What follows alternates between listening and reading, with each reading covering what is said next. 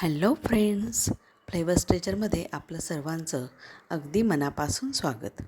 आजच्या भागामध्ये आपण स्टार फ्रूट किंवा ज्याला गोव्यामध्ये कोकणात करमळ असं म्हणतात, त्याचं लोणचं कसं करायचं ते बघणार आहोत.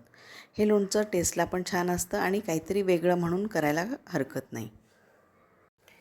तर इथे मी एक 15 करमळं घेतलेली आहेत, ज्याची आपण कडा कापून टाकणार आहोत. त्याच्या आधी ते स्वच्छ धुवून आणि पुसून घ्यायचे आहेत आणि याच्या कडा काढल्यानंतर आपण त्याचे छोटे तुकडे करणार आहोत.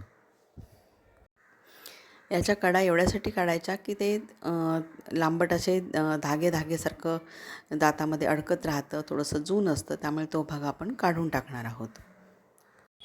यामध्ये व्हिटॅमिन सीची मात्रा खूप जास्त आहे, त्यामुळे ते अँटीऑक्सिडंट म्हणून काम करतं, स्किनसाठी पण चांगलं आहे. आणि याच्यामध्ये हाय पोटॅशियम असतं, जे ब्लड प्रेशर रेग्युलर करतं आणि याच्यामध्ये असलेलं फायबरसुद्धा उपयोगी आहे वेट लॉससाठी. त्याचबरोबर यामध्ये असणारं हाय ऑक्झॅलेट याच्यामुळे किडनीचे प्रॉब्लेम वाढू शकतात, त्यामुळे किडनी स्टोन असणाऱ्यांनी थोडं कमी प्रमाणात खावं. आता याचे तुकडे करून झाले. त्याच्यामध्ये आपण 1 चमचाभर मीठ आणि अर्धा चमचा हळद घालणार आहोत, जेणेकरून हे सगळ्याला व्यवस्थित लागेल आणि त्याचं एक्स्ट्राचं जे पाणी आहे ते काढायला आपल्याला मदत होईल. आणि हे एक साधारण 5-6 तास असंच ठेवून द्यायचं आहे.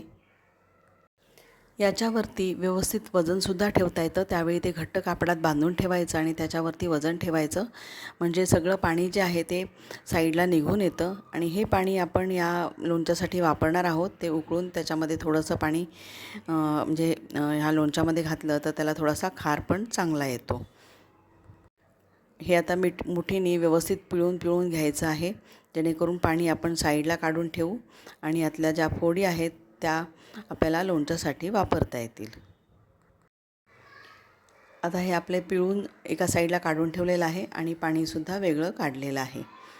हे पाणी आपण थोड्या प्रमाणामध्ये लोणच्यामध्ये सुद्धा घालणार आहोत. फक्त ते लिमिटमध्ये घालायचं आहे. जास्त झालं तर लोणच्याला पाणी सुटल्यासारखं होतं आणि त्याची टेस्ट कमी होते.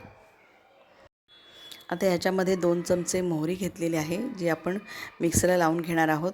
त्याच्यामध्येच अर्धा चमचा मेथी दाणे पण घालायचे आहेत, ते सुद्धा मिक्सरला लावून घ्यायचं आहे. दोन्ही एकत्रच या ठिकाणी मी लावलेलं आहे मिक्सरला आणि हे आपल्याला फोडणीमध्ये घालायचं आहे.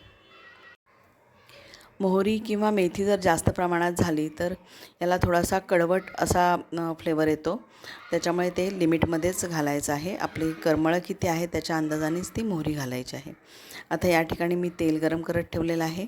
तेलामध्ये आपण हिंग टाकणार आहोत, पाव चमचा हळद घालायची आहे आणि हे आपण जे मोहरी वाटून घेतलेली होती मेथी आणि ते आपण त्याच्यामध्ये घालणार आहोत. व्यवस्थित तेल गरम झाल्यानंतर याच्यामध्ये ह्या सर्व गोष्टी घालायच्या आहेत आणि परतून ते तडतडलं की लगेच बंद करून ठेवायचं आहे. मीनवाईल आपण जे पाणी काढलं होतं ते सुद्धा आपण व्यवस्थित उकळून घ्यायचं आहे, उकळून थंड करायचं आहे. ही फोडणीसुद्धा आपली थंड होऊ द्यायची आहे. फोडणीमध्ये हळद घालताना लक्षात ठेवायचं की आपण आधीसुद्धा हळद घातलेली आहे, त्यामुळे बेताचीच हळद घालायची आहे फोडणीत. आणि हे जे आपण सगळं पाणी काढलेल्या जी फोडी होत्या करमळाच्या, त्याच्यामध्ये 1 मोठा चमचा लाल मिरची पावडर घालून ठेवलेली आहे, मिक्स केलेलं आहे.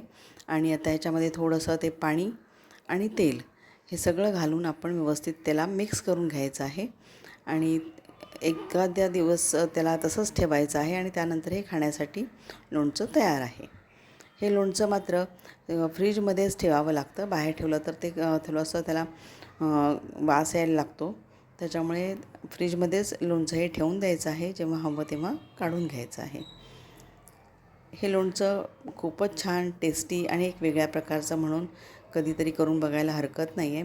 करमळाचं सरबतसुद्धा बनवलं जातं किंवा त्याच्यावरती चाट मसाला, मीठ वगैरे असं घालून नुसतेच ते फळ खाण्यासाठी सुद्धा वापरलं जातं.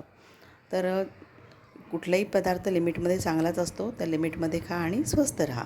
थँक्यू.